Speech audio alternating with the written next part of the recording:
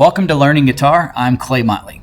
To this point, we have learned 3 chords, D major, A major, and E major, and we've learned how to use some basic strumming rhythms to play those chords.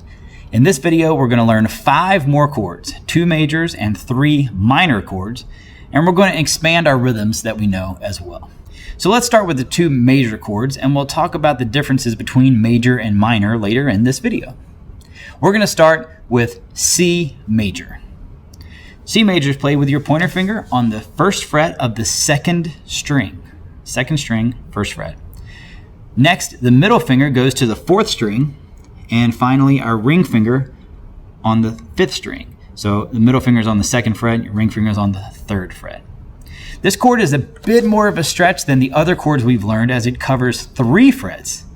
The 1st, 2nd, and 3rd frets. Before, we only played 2 fret chords. This is a 3 fret chord. Try not to bend your wrist that much, if at all. You may have to adjust how you're sitting, how the guitar is sort of in your angle, what angle you're holding the guitar, but your wrist shouldn't have to bend to play these chords. It should all be in your knuckles. Strum all 6 strings, but try to avoid the top one if possible. There's nothing wrong with it if you play it. It fits within the chord, but it sounds a little better if you start with C, which is the note you're playing with your ring finger. Remember from our previous video the chord exercises to learning a new chord. Put your fingers on C position, then remove them, put them back on. Do this as often as you need to get really comfortable where you can get them all at one movement. If you're having to go 1, 2, and 3, then just keep working on it. If you find that you're going pointer then middle, then try to do your ring finger. Now, switch back and forth from C to any other chords that you know really well. Try to get 10 rounds done in 15 seconds.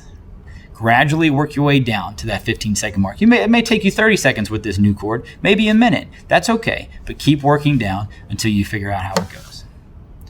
Go for 15 seconds though. Okay, the next chord we're going to do is called G major. To this point, all of our chords had finger placements next to each other. G major might be the toughest so far because of the stretch your fingers are going to have to make. You'll be playing both the top and the bottom strings in this chord. Now, there are 2 different ways to play it. You can choose either one, whichever is more comfortable for you, but both versions have reasons to know them, so try to learn both options. Option 1 is we're going to use our ring finger to press the 1st string at the 3rd fret, right here. Next, your pointer finger is going to go on the 5th string, 2nd fret, and finally your middle finger on the 6th string, 3rd fret. Now, that's a bit of a stretch, but you can do it. Just keep practicing. Use the exercises that we did before and learn that chord. Now let's look at the other option. It's the same notes, but we use different fingers to play them. We're going to put our pinky on the 1st string, 3rd fret, the middle finger on the 5th string, 2nd fret, and our ring finger on the 6th string, 3rd fret. Ultimately, you should really learn to play both of these versions, but for now, whichever one is easier for you, that's the one to start with. Now, a lot of people use option 1 because they don't really like to use the pinky, which you might find difficult as well. However, option 2 is actually the easier way to switch from G to C. Let me show you. The middle 2 fingers are played the same on C as they are on G, just on different strings. So you only have to move these 2 up and down 1 string and add your pinky or add your pointer. So this is a really easy switch to go from G to C. So I really recommend you learn that version for that reason. However, G to an E chord that we're going to learn later is a little easier played this way. Practice them over and over and again. Try either version and move on. Remember the new chord exercises from before, from video 1, and help you memorize these new chord shapes. Place them on the guitar, remove, replace them, do it over and over again. Switch from one chord to a new chord, doing your 10 rounds in under 15 seconds. You can also incorporate these new chords into the chord progressions and your rhythms from before, or make up new ones. Pick and choose the order of the chords that you want to play. With the 5 chords you now know, you can play hundreds of songs. There are hundreds more with the new chords we're going to learn right now. These are called minor chords. Now, so far we've only learned major, and they've all had a certain sound. Minor chords have a very different sound. They tend to be described as the sad chord, at least compared to major chords. And you can hear the difference. Here's an A major. here's an A minor. Major, minor. You can hear the sound creates a different mood. So let's learn some of these minor chords. There are 3 minor chords we're going to learn today. First is A minor.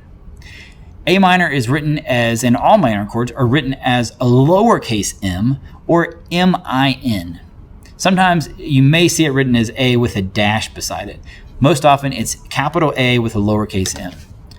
A minor is played like this. Put your pointer finger on the 2nd string, 1st fret, your middle finger on the 4th string, 2nd fret, and finally the ring finger on the 3rd string in between the two. You can play them in order if you prefer. First, pointer, middle, ring. In either case, it's these two on the 2nd fret and this one on the 1st fret. If you play it this way, the transition from C to A minor is really easy because you only have to move one string. C major, A minor. Use your chord exercises to learn this new chord. Okay, the next chord we're going to learn is E minor. Now, I often start teaching this to younger players first because it's one of the easiest chords you can learn to play. E minor is written capital E lowercase m or E-M-I-N. You can use any 2 fingers to play this chord. They're just two fingers on the same fret side by side on the 4th and 5th strings on the 2nd fret. You can use these 2 fingers or even these 2 fingers. This chord is also only 1 note different than E major, so if you play E major, all you have to do is remove your pointer. E minor. Now, this chord you should be able to play in a variety of ways. Coming from G, you might use your pointer and middle. Or if you're playing A to E minor, you may just want to leave your pointer and move to the other 2. Your middle finger didn't have to move. You should also learn this chord with your pinky and your ring fingers. This will be important in a future video when we talk about bar chords. Okay, our 3rd minor chord of this video is D minor. It's the last we're going to do today. It actually shares some of the same notes as D major, like our previous chords. D minor is played with your pointer finger on the 1st fret, 1st string, your ring finger on the 3rd fret, 2nd string, and your middle finger on the 2nd fret, 3rd string. Again, it's only 1 note different than D major, that's here. But because most people learn D this way, they tend to have to switch to make D minor. If you learn D like this, you simply have to slide your finger back. So now we have 8 chords, 5 major chords, 3 minor chords.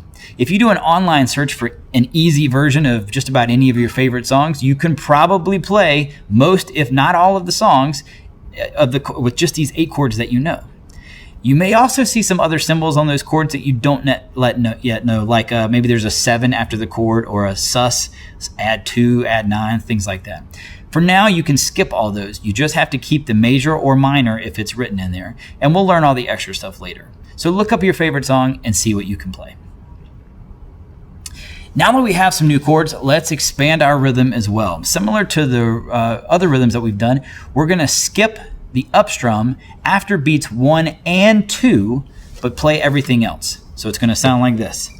1 and 2, 3 and 4 and 1, 2, 3 and 4 and 1, 2, 3 and 4 and 1, 2, 3 and 4. This rhythm can be sped up to create something similar to Leonard Skinner's Sweet Home Alabama.